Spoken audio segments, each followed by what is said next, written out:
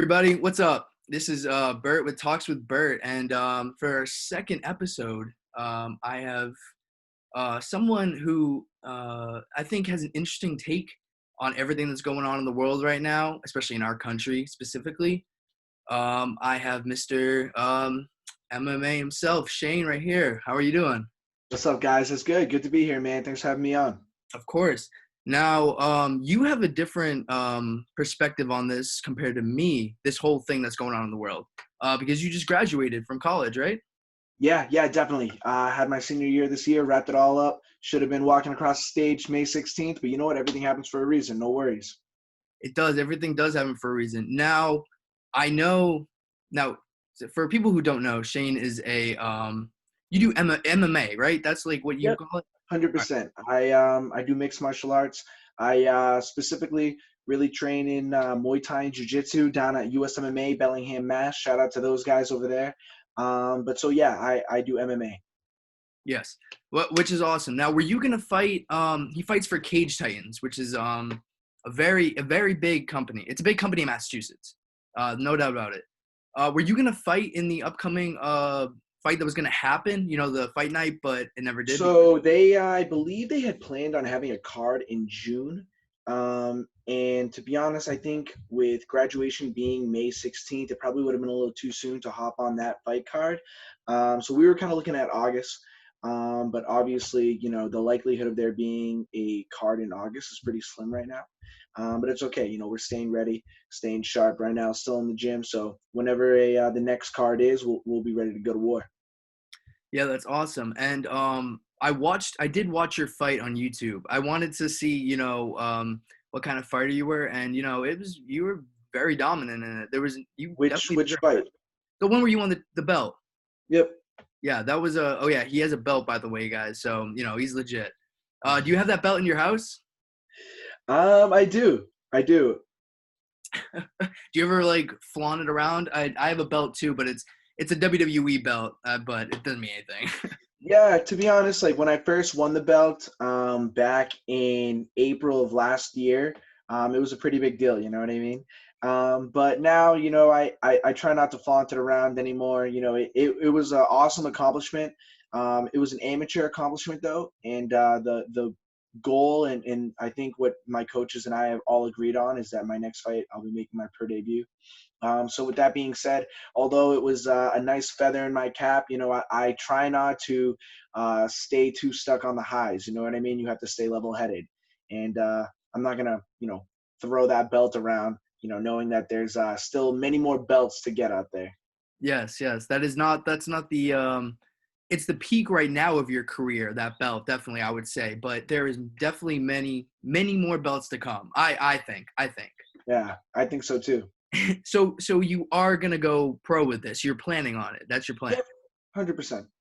I like it. I like it. I hope to be able to see you on, UFC sometime. Hey, who wouldn't love that, right? Yeah, dude, that'd be awesome. Now, you were involved in fraternity life. You're still involved with it after, obviously, your brother for life.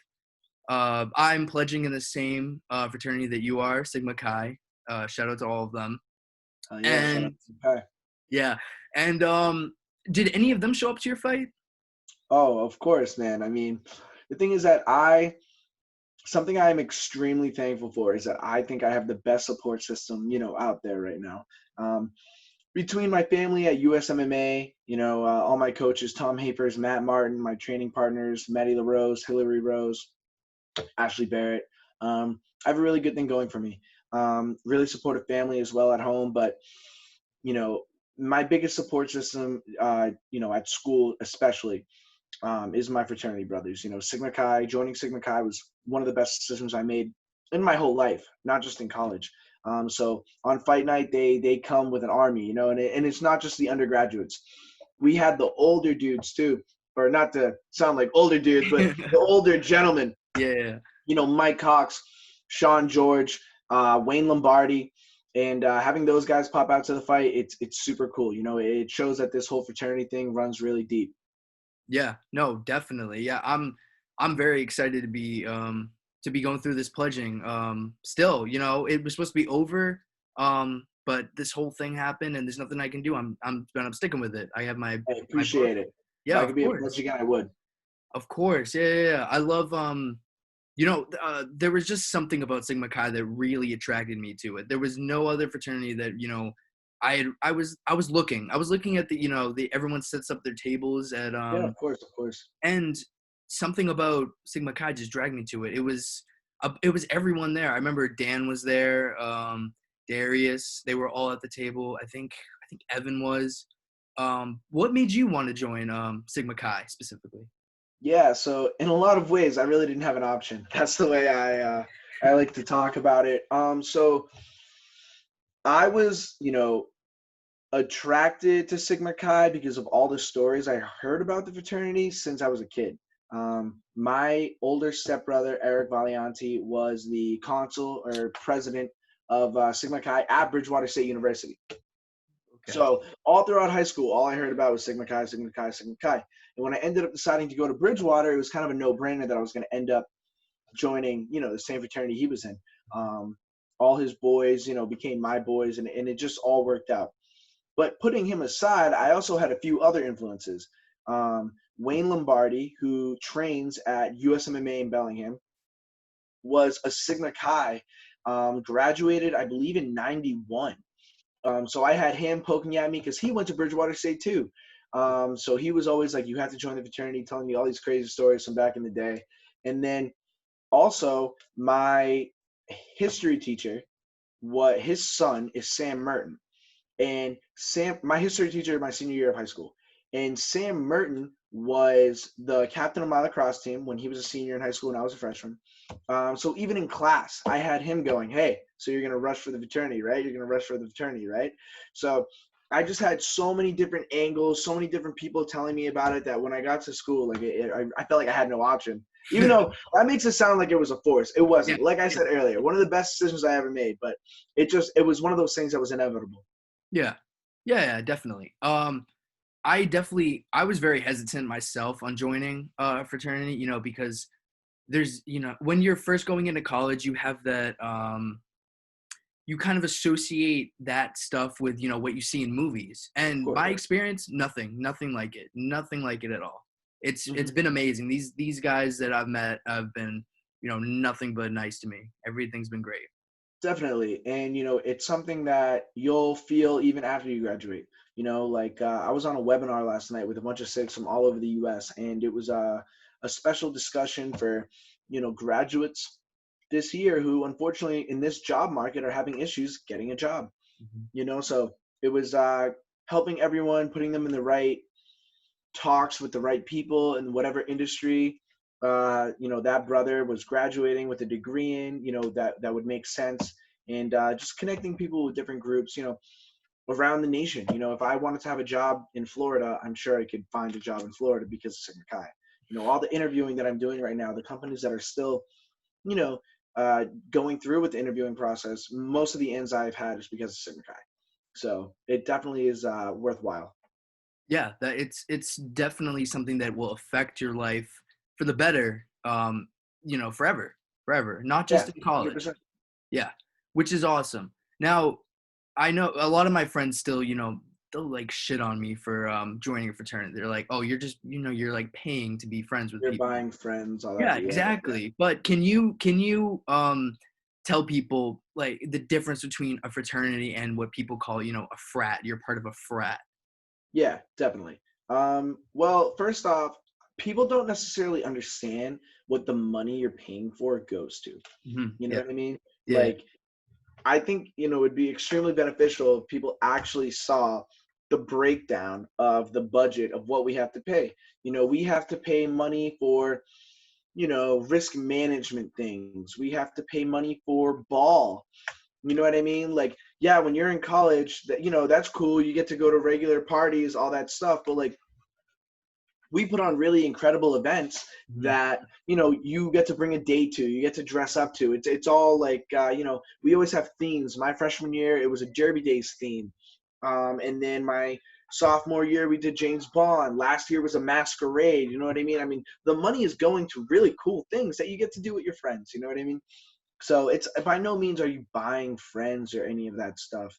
And then the difference really between what I consider friends and then your brothers are that, like, I have plenty of friends. You know what I'm saying? Mhm. I have plenty of friends that I can call and, like, hopefully they'll be there. You know what I mean? If Yeah. I need them. But I know that if I pick up my phone and I call a brother, like, their ass is there. You know what I mean? Like, it's built in loyalty, because those are the guys that we attract. You know what I mean? Like, not just anyone can be a Sigma Chi. Something that really separates us, especially at Bridgewater State University. Obviously, I can't really speak for other schools, Yeah. um, but at Bridgewater, like, quality over quantity.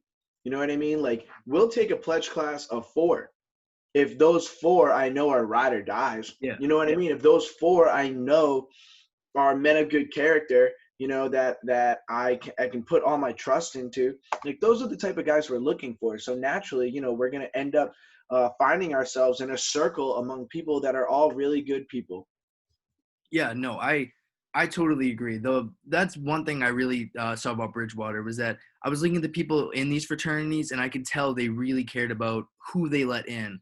You see these fraternities around, like, across the world, not across the world, across the U.S. They have these big houses. Obviously you want a house. It's fun to have a house, but they have all these people, but it doesn't feel like they're all really connected as well as the people at Bridgewater are. Yeah, absolutely. Now, um, your senior year, how did first semester go?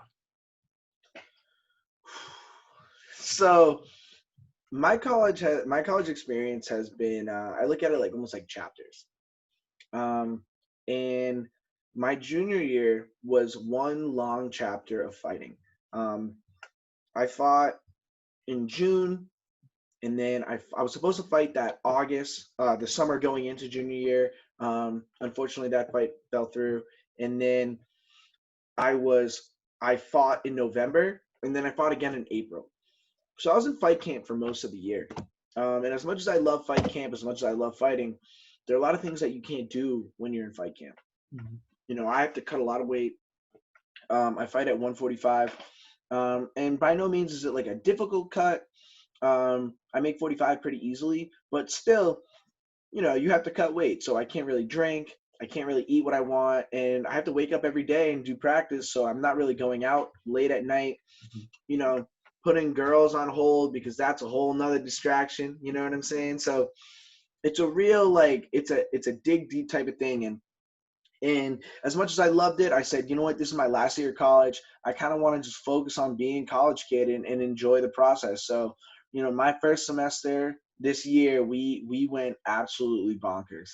Um, we were definitely having a good time. We were tearing it up. It was really cool because this year we really were engaging with people from other organizations in Greek life. So we were hanging out with different sororities, even getting cool with some guys in different fraternities too.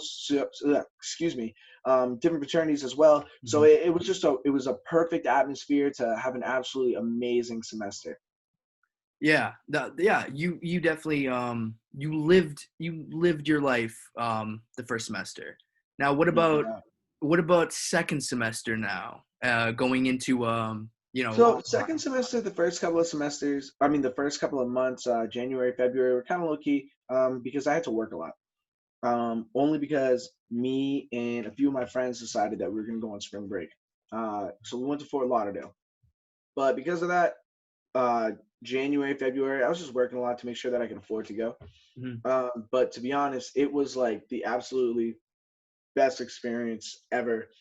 I'll remember that week for the rest of my life. You know what I mean? And Yeah. all the stories that I can't tell, those, I mean, I cherish them. You know what I mean? And I cherish all the people that we went with. And to be honest, I couldn't be more thankful that I went because immediately when we got back, it was like Corona happened. You know what I mean?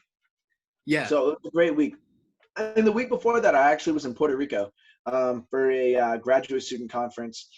I submitted an abstract of my research to the Caribbean Without Borders conference, and it was accepted. So I went down there for a few days, fully funded by Bridgewater, to talk about the power of language and how beneficial it is for different countries to speak their native language. Um, So it was a really cool back-to-back week. I hopped on the plane, went to Puerto Rico, was there for a few weeks, came home, literally just did some laundry, and then hopped right back on the plane to go out to Fort Lauderdale. So I had a good March, regardless of Corona. Yeah, I remember the first trip you took because we had a meeting on a Wednesday, fraternity meeting, and you weren't there, and they were like, Shane's not here right now. He's over having some fun. And then on my way back to my dorm, I saw you posted a video on Snapchat saying, like, oh, I just want to congratulate all the pledges. They're having like one of their first meetings, and I thought that was awesome. I enjoyed watching it on the way back. It Yeah. was really good. You Like, yeah, you and a lot of the seniors and juniors. No, well, let me just say, everyone in the fraternity is definitely a great leader. You guys are absolutely amazing men, and you guys are definitely going to do a lot of good stuff in your life. Thank you. Yeah, I really appreciate that, and I really believe that. I think that like I mentioned earlier, you know what I mean? Like when we're picking who we want to be in the fraternity, and this is how it's always been, we're looking for guys that come 30 years, I can still be proud that, yeah, that dude, he's a Sigma Chi. You know what I mean? I mean, that's something that lasts forever. So it's something that's, you can hold everyone accountable in always being a good leader. And that's something that goes even past college. Mhm. Yeah, definitely, definitely. Like what you said, quality over quantity. That is definitely something you want here. Now back to fighting. And you watch UFC a lot. I know you do, right? Of course. It's like the only sport I really watch, to be honest. Who's your favorite fighter? My favorite fighter of all time, or that's in the UFC right now? Well, let's do both. Let's do in the UFC now and then all time.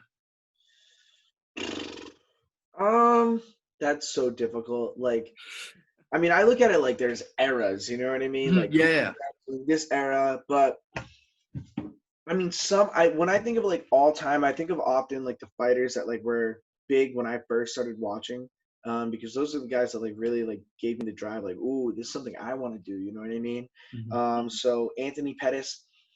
Unfortunately, Anthony Pettis is kind of on the downswing right now, but he was champion when I first started watching the UFC. So he will always be one of my favorites. Uriah Faber, the California kid. Um, he was an absolute monster, and he was the good guy that succeeded. You know what I mean? So I love him. Um, Jorge Masvidal is probably my favorite right now. Street Jesus. I love his style. I love his mentality of just going out there and knocking people out. Like, that's great. I love watching that. Um, but I also like love the old school guys that fought in Pride, like Vanderlei Silva, Shogun Rua. You know what I mean? Mhm, Fedor yeah. Emelianenko. Like, I could go on and on about fighters, man. I mean, it's my passion. It's what I love. Yeah, At, that's at awesome. the end of the day, more than anything, more than being a fighter and being a martial artist, what I am is a massive fanboy.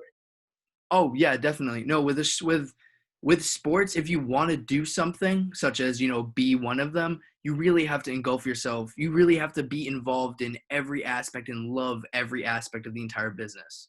Absolutely. Now, I do like how you said you didn't say any, cliche fight. You didn't say Conor McGregor. I'm surprised you mentioned Chuck Liddell. Well, to be honest, so like I love Conor McGregor. I You know do what I too. mean? I met Conor McGregor.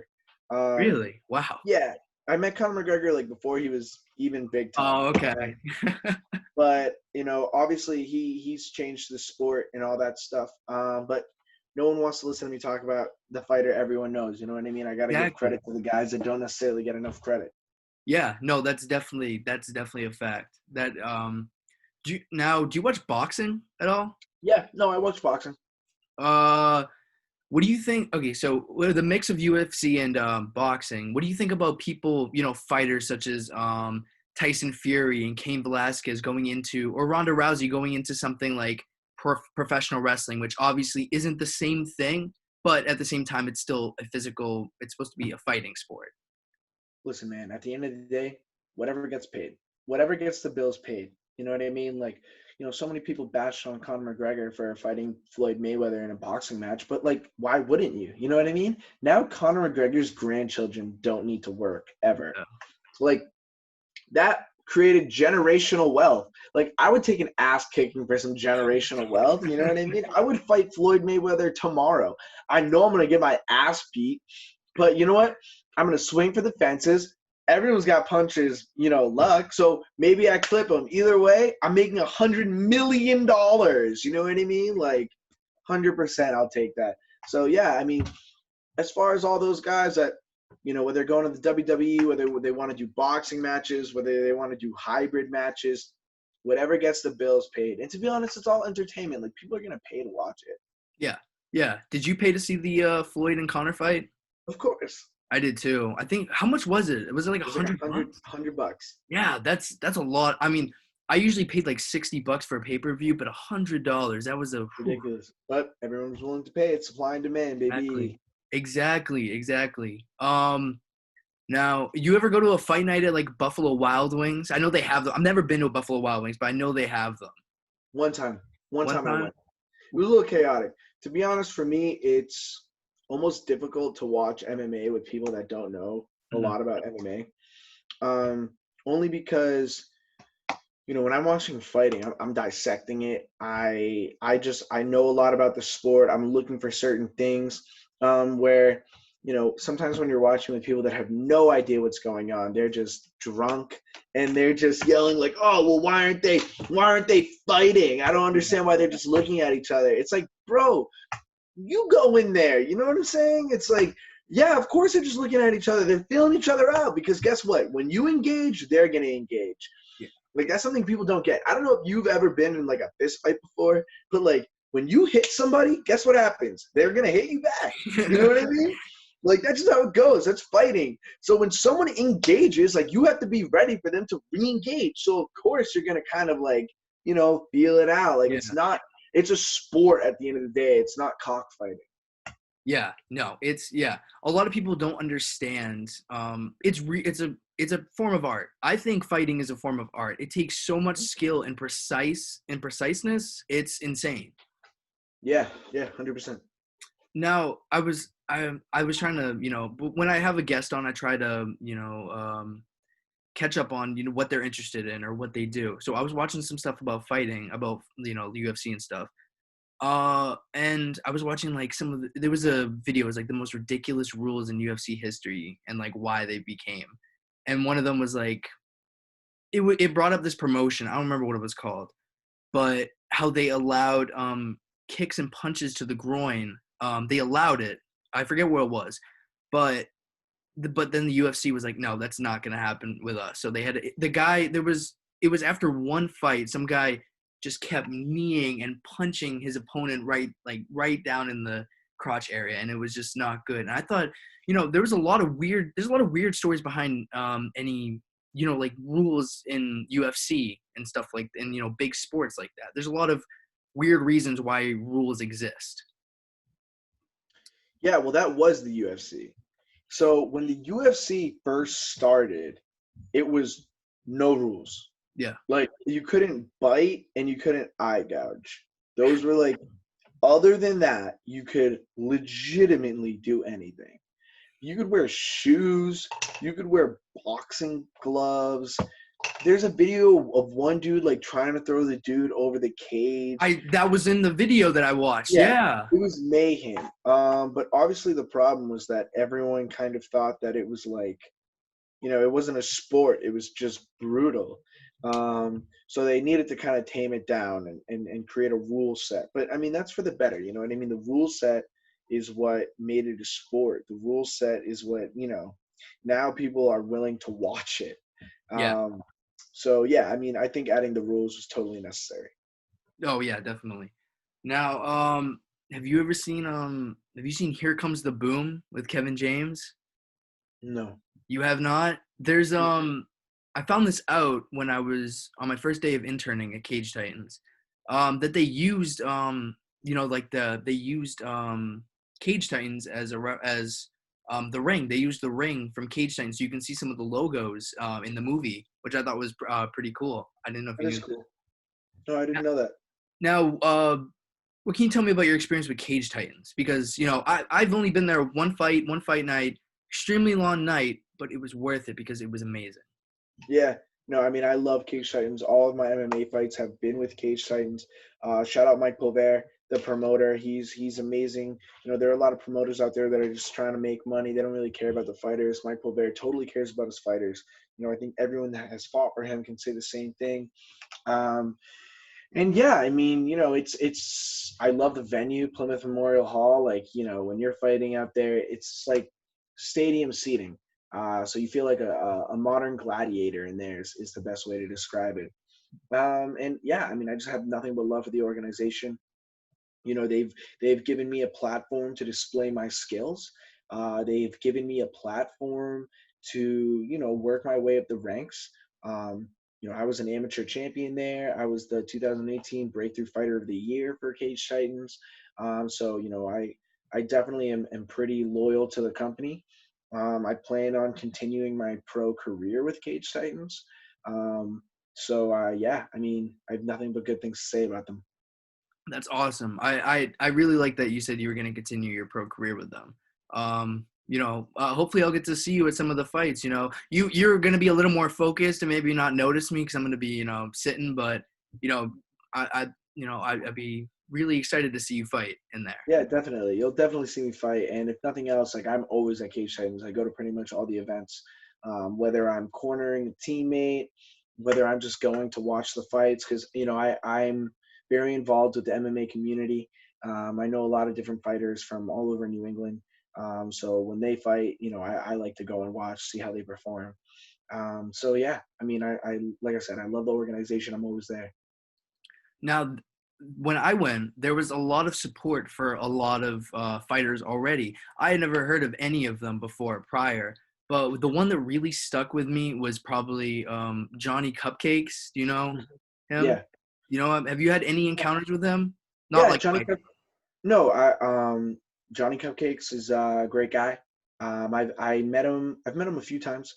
But him and I did a fight analysis type deal for Cage Titans one fight night, and him and I got to work together, talk about all the different fights and all the fighters that were fighting that night. And yeah, good guy, great fighter too, very skilled. That's awesome. Now, well, because I didn't know anything about him, I thought he was the owner of the Johnny Cupcakes in Boston. That's what I thought. That's because I just associate the two. They have the same Yeah, of name, course. but that's what I thought. Now, you mentioned the promoter, Mike, right? Hmm. Yeah, I've heard nothing but great things about him, and Yeah, it's really amazing to hear because a lot of promoters are just there to promote, they promote the fight, but because they want the money. I can tell that Mike, it's a family-run business. It's really a yeah. family-run business. Well, he fought, so that helps a lot. Yeah. You know what I mean? He's not just a business, you know, some venture capitalist that all of a sudden wants to dump his money into a fight promotion. You know what I mean? Like he fought, so he understands what it's like to be on both sides. Um, so I think that helps tremendously in terms of the relationship that the promoter maintains with his fighters. Yeah, no, he's. I remember when I went, I saw him. He was walking around the floor, talking to everybody, watching all the fights. He's really good at interacting with the entire show, which is very important. Yeah, definitely. Now on promoters, what do you think about what do you think about Dana White? Would you like him? Do you hate him? Do you love him? Well, first off, Dana White's from Boston, so of course I'm going to show some love to a fellow Bostonian. But yeah, I mean, you know, I know he's unapologetically outspoken. But you know what? Like he runs the best fight promotion in the world, in my opinion. So yeah, I mean, you know, he's a very accomplished guy. He's done so much for the sport. You know, I think if it wasn't for him, you know, maybe MMA wouldn't be as big as it is today. You know what I mean? I mean, he is the reason why that, you know, kids can grow up and dream about being a fighter and dream about making money. You know what I mean? You know, now more than anything, what it really is prize fighting. You know what I mean? Like you're fighting to make money. And before it wasn't really like that. You know what I mean? I mean, so many people fighting just for the love of the game, and you know, there's respect in that, absolutely. You know, but to be able to make a career out of it and actually be like a professional athlete, you know, I think that's absolutely amazing, absolutely necessary for the longevity of the sport and for the longevity of, you know, just being able to train martial arts in a way that can be competitive and lucrative. So yeah, I mean, shout out Dana White. Now, I know I saw a video of Dana White on I think it was Fox News the other day. He was talking about how this has been affecting the UFC, the whole virus and everything.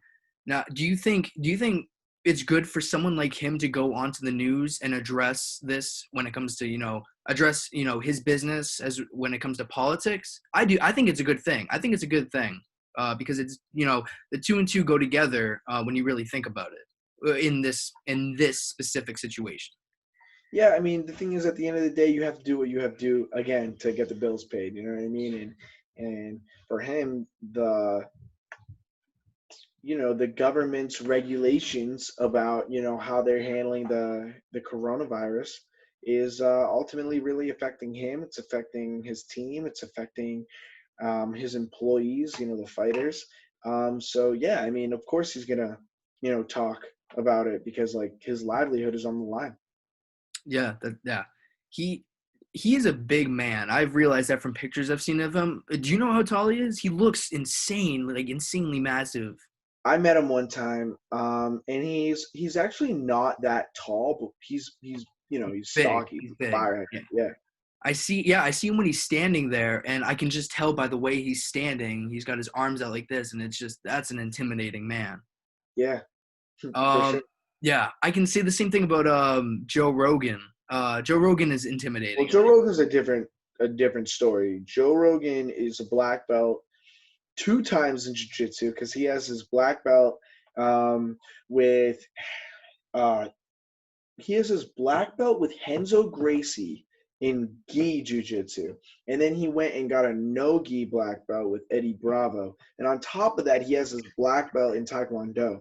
So that dude is a legit lethal killer. Yes. Like, I mean, that's not, don't get it twisted, you know what I mean? Just because he's talking about doing DMT and tripping shrooms all the time doesn't mean that he can't kick your head off. No, yes, he is a. I was watching him. He was talking about. I think he was talking about Elon Musk, and I think it was about interviewing him. And he was like, this man's a legitimate genius. He's way smarter than me. And he was like, someone was like, oh, would you beat him in a fight? And he was like, oh yeah, I'd fuck him up. He said, I'd fuck him Of up. course, though, but like whoever asked that question is ridiculous. I know. Like I don't Joe remember who it Rogan was. is a trained martial artist for decades. Decades. You know what I mean? Like, meanwhile, like Elon Musk, you think he's barely ever been in a fight before. He's too busy trying to get us to Mars. Yeah, that's his main priority right now. Yeah, like, of course. Um, now, I obviously you listen to the Joe Rogan podcast a lot Yeah, a because lot. I listen to it a lot. um are you gonna listen to it when it goes on Spotify? Like he's gonna remove everything off of YouTube and everything, and it's gonna be on Spotify. Yeah, no, I'm loyal to the Joe Rogan experience. I listen to it when it goes on Spotify. I don't have Spotify. I listen to Apple Music, so I'm gonna have to download it. But whatever. Yeah, I listen to Apple Music too. I just got Spotify because he's going exclusive on Spotify. So, I love Joe Rogan. I love him. Yeah, of course. Who doesn't? He's the reason I wanted to do this podcast because, I wanted to do something like it was really I think it's interesting to hear what people have to say not only about their lives but what they think about, other things going on in the world because everyone has their own opinion on everything. No one's going to be the same. Yeah, absolutely. And especially with you, you're especially unique to me, in my opinion, because I don't know anyone else that does what you do. I don't know anyone else that fights like you. That's really interesting. No one I know does that. Really appreciate that. Yeah. Yeah, there's more of us out there than you would think. I feel like every single time I go out or whatever, if I'm wearing like a Cage Titans or a mixed martial arts shirt, whatever it may be, someone else, some cauliflowered, guy comes up to me and is like, "Oh, where do you train?" So there's definitely it's turning into a pretty dangerous world in a good way. I think the more martial artists, the better, because martial artists actually are pretty peaceful guys. You know what I mean? When you Yeah. know what it's like to actually get your ass beat pretty bad, you end up being a really humble person. Yeah, Uh, you're pretty humbled. but yeah, definitely. There's either way. There's still not a lot of people that actually compete. Yeah. Now I watched an episode. I don't. You're 21, right? I'm 22. You're 22. Okay, okay, perfect. So I watched an episode of the Joe Rogan podcast the other day, and he mentioned how some fighters. I don't know if you've ever done it, but he says how some fighters will I think he said, will smoke weed before their fight because it helps them concentrate. It keeps them in this like state of focusness when they're actually in fighting, and it helps them improve. I don't know if you know anything about that. I thought that was really interesting. I've never met anyone that smoked the day of the fight. Especially like, when you get to the UFC, you get drug tested and stuff like Yeah. that. Um, I'm sure it's happened though, but I could never do that. You know what I mean? Weed, in a way, takes away from what I would want to feel fight night. You know what I mean? Fight night, I want to be completely sober. Hmm. Um, on fight night, I'm relying on all the natural animalistic, raw emotion and raw adrenaline that you feel. Like, I mean, when are being and you're fighting for your life. I mean, that's really what it is. I mean, and you're pretty much in there naked. I mean, I have some shorts and some Yeah. 4-ounce gloves on. I mean, Yeah. all being said, I'm pretty much naked. You know what I mean? And we're gonna go to war. You know what I mean? And I don't want. There's nothing. I don't want to be. I don't want any other external. I just want to feel. What my body is made to do. People are soft nowadays. People sit in an office all day long. Like, confrontation is like negatively, it's like frowned upon and stuff. Like, you're not supposed to fight people, and I get that. You know what I mean? Like, we're supposed to be civil humans, and I totally get that. That's not what you were made to do. Okay, you were made to fight. Hmm. Like, that's just honest. Like, back in the day, you were fighting to have babies. You know Yeah. what I mean? Like, you fought to like be with homegirl. That wasn't. You don't just walk up to homegirl and you're like, "Yo, what's going on? Let's have some babies." It wasn't like that. You needed to beat someone's ass just to be with her. You Yeah. want to be Dominant. fed? You need to go kill something. Hmm. You know what I Yeah. mean? And eat it. Like that's you were made. It's in your DNA. It's natural, and yeah, I mean, it's the most human instinct that we have is fighting. Yeah. No, definitely. I would think about I was gonna pick up boxing this summer. I don't know. That's probably not gonna happen now. But I wanted to pick up boxing because of, someone like Mike Tyson. It's the fact that someone like him can exist, and an actual animal like him can just get in there and beat up these men. They're taller than him, but he's got these lethal hands. It's just insane. And I wanted to, try it. I know I would never be able to get to what he did, but just the thought of even, trying to be like that, it can get kids to want to go fight. Well, if nothing else, I always tell people you don't have to compete. You know Yeah. what I mean? But it's an amazing skill set to have. You never know if you're going to be in a situation where you actually have to use those hands. You know what I mean? Life comes at you quick, and if you yourself, then sometimes that can really put you in danger. That Hmm. can really put you in for a long bad night. So I think it's essential. Everyone should have some martial art, especially girls. Girls more than anything should have some martial art experience. And also, it's just a confidence builder. You know what I mean? You start working out, you feel better, you look better. And yeah, I mean, that, if you're in a situation where you need to defend yourself, you. Yes, yes, that is. Yes, yes, that. I totally believe that. Now you mentioned one thing I wanted to, because not a lot of people that I talk to know about DMT. Like you said, you mentioned DMT. Hmm. What do you know about that? I've looked into it. I've watched a whole bunch of videos about it. What do you know about it? Because I think it's really interesting. It's something really interesting. Yeah, I mean, um, the only like knowledge I have about it is from Joe Rogan.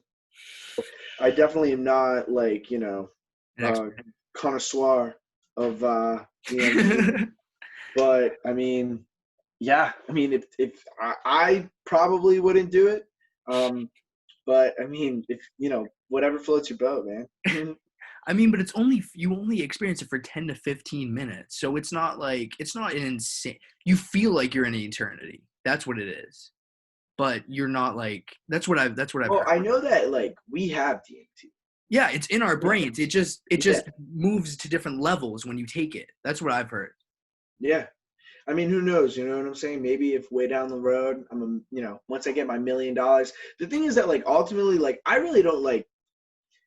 I am a very driven, ambitious person. You know what I mean? Mhm. I'm always going after it. And I, don't want to do anything that I feel like might alter my state of mind. Yeah. Is like, yeah, I don't need anything else I have so many goals, so many dreams, and I know that, with my own mentality and with the support I have from everyone around me, like I have what it takes to get where I need to be. And my ultimate fear would be to do something that would change that, you know what I mean? And maybe I, kind of open up my eyes to, I'm sure all positive things, but who knows? Maybe it'll reduce my ego just a little too much, you know what I mean? And I won't be able to have what it takes to whoop someone's butt. So not until I'm, way down the line would I Yeah. consider, doing something like that. Yeah. Um, yeah. Well, I mentioned with the fighters, that's what Joe Rogan said, that some fighters use marijuana before a fight. I thought that was interesting. Yeah, but DMT is a whole different thing. That is a hard psychedelic to take. You got to work your way up to it, if anything. Hmm. Um, One thing that I wanted to talk about was it was, have you seen any influence in, obviously UFC has only become more popular in the past decade or two. It's really been growing since when would you say? I'd say probably like the 2000s. Yeah, I mean, obviously each era gets a little bigger, Yeah. Chuck Liddell helped a lot, when Chuck Liddell was big. And then, there was the Ronda Rousey. That was like, in my opinion, like the first like true break. Like Ronda Rousey was like a household name. Yeah. Everyone knows Ronda Rousey. And then obviously with Conor McGregor, I mean, after that, like MMA got put on the map. Yeah. Now with people, so people like, let's like with Conor McGregor and like let's mention Khabib too, Hmm. because Yeah, I because mean, as far as international, Habib's like one of the biggest, probably. I mean, he's right up there with Conor McGregor. If you look at Mhm. just like pure population, I mean, Russia is massive. Yeah. You know what I mean? Yes. And I'm pretty sure Habib has like 22 million followers on Instagram. Like, that's no joke. You know what I mean? Yeah, that's He's yeah. the LeBron James of Russia. Like, put that in perspective. Like, he is. He's the Yeah. LeBron James of Russia. Yeah, just for a completely different sport, which is very impressive, for the sport that he does. It's insane. Yeah, Um, absolutely. so like when I was watching I was watching like the promos for their fight that they had, Conor McGregor. Um, I noticed something that I thought, I don't know if a lot of people did. I'm a big fan of pro wrestling. I love WWE. I've been a fan of it for years. The one thing I've noticed more about UFC is that I noticed at Cage Titans as well, is a lot of people are starting to embrace, at least this is what I think. I think they're starting to embrace a little more of building a character for yourself rather than just showing it, because people will wear these flamboyant outfits. They'll like dress all cocky, go into the ring, or go into the octagon. My bad, go into the octagon, and I kind of liken that to how professional wrestling was in the 80s, because you'd see people like Hulk Hogan, people who would they'd rip their shirt and stuff. And I feel like especially with the most recent Conor McGregor fight, I feel like the way they've been promoting, and remember when he attacked the bus, Conor McGregor? Like, I feel like something like that, I feel like something like that is a little bit like, it reminds me of pro wrestling in the way that it causes drama to build Yeah, up. absolutely. It causes drama and it creates interest more than Yeah. anything. You know what I mean? Like, you want to see how Khabib is going to handle, Connor throwing that through his bus in the cage. You know what I mean? Going to do that. Building characters is good for the sport. It's good for promotion. Um, at heart, I'm a martial artist. Mhm. I always say I'm a martial artist before I'm a fighter, because I won't be a fighter forever. You know what I mean? Eventually, I'll hang up the gloves and I will no longer be a fighter. I'm a fighter in life, but everyone is. You know what I mean? Yeah. But as far as being a fighter in the cage, that day will one day come to an end. Where I'll be a martial artist forever. And the martial artist in me doesn't necessarily agree with all the tactics and the antics. You know what I mean? I Mhm. think at the end of the day, this should be a sport of honor, of loyalty. But at the same day, at the same time, you got to get paid. You know what I Yeah, mean? you And gotta no one's pay. better at getting paid than Conor McGregor. So if creating that character is what pays the bills, then that's what you got to do. Sometimes the martial artists don't necessarily get paid what they're worth. You know what I mean? Like, I think the only example of someone that really, like, has the whole martial arty kind of vibe. I mean, you have guys like St. Pierre, Daniel Cormier. Those guys are humble, and I think they represent the sport really well. Yeah, no, I totally agree. It definitely with newer fighters, I feel like they're a lot more character when it comes to trying to build themselves. Like Sean oh O'Malley, yeah, what or Cowboy? What's his last name or his Cerrone, real name? Yeah. Donald. Yeah, Donald. Yeah, thank you. Yeah, he wears the cowboy hat. People know him for they recognize him with the cowboy, and they're like, oh yeah, he's gonna be fighting in a fight coming up. And I Yeah, think it definitely helps get their name out there. I know he said something else. I think it was post. Didn't he say something about Donald Trump? Didn't he say something about supporting him or something? I don't remember. maybe I stay out of politics and all Yeah, yeah. aspects of life. Forget about MMA. That's martial arts. Again, that's martial arts. You're Mhm. martial arts. What are you doing getting involved in politics? Yeah, exactly. No, yeah. I think because I know a lot of my friends, they don't like how the NFL brings in politics a lot. But they'll still watch it. And I do think there's a time and a place to talk about politics and sports. A lot of them use their platform because some of them have experienced the same things that what have been going on in the world in the U.S. That's why they use their platform. MMA fighters, I feel like I don't see that as much, which is fine with me. Which is fine with me.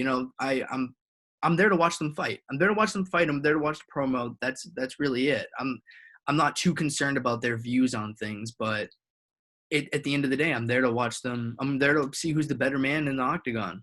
Yeah, absolutely. Which is yeah. I think MMA is going to be it's definitely going to take off even more than it already has, which is insane to say because it's I already agree. It just needs like the next big star. You know what I yeah. mean? I mean, if someone can even surpass Conor McGregor's fame, then that's you have a serious sport on your hands. Yeah, yeah. It's all about building stars right now in today's world. I think you got to build someone. You got to build your brand around someone. Right now, they have Conor McGregor. They have all these, Nate Diaz, the Diaz brothers. They have uh, who else? Basketball, Yes. Do you know what's his name? I only know his Instagram handle. The Beast UFC. Uh, Derek Lewis. yes, thank you. I couldn't remember his name. He's Yeah, I think he's a great character. yeah, He's he's very hilarious. yeah. What did he say? He's like, Joe Rogan's like, why'd you take off your pants? It's like my My balls are balls sweating. are hot. Yeah, Yeah, my ball. Yeah, and then he gained like 2 million Instagram followers the week after. crazy. I know it's insane how you can just build your brand off of the littlest Having thing. hot balls. Yeah, having hot balls exactly. Well, all right, that's all the time we have, Shane. Thank you. I really All right, appreciate my it. brother. Yeah, of course, dude. Thanks for having me on again. It was an honor to be your second episode. Yeah, of course. Do you want to? I use this time. I use the end to shout out. You can shout out anyone you want, plug anything. So go ahead. Yeah, definitely. Guys, I always give a shout out to my family at USMMA, Tom Hapers, Matt Martin, Maddie LaRose, Hillary Rose. Those are my day ones. Shout out Sigma Chi, Theta Zeta. If you're at Bridgewater State or any college, you have to rush Sigma Chi. And yeah, my Instagram handle is Shane Dougherty. Give me a follow. We can get to know each other. All of that will be in the description below too. Your Snapchat, your Instagram, that stuff will be in there too. Cage Titans and your the place that you train at your will also be there too. To help give them a little boost. Obviously you don't Perfect. need it, but I'm just plugging in it because out of Everything respect. helps. Yes, of course, Thanks, of man. course. I All right, respect thank you, you. Shane. All right. Peace out, guys. Thank you.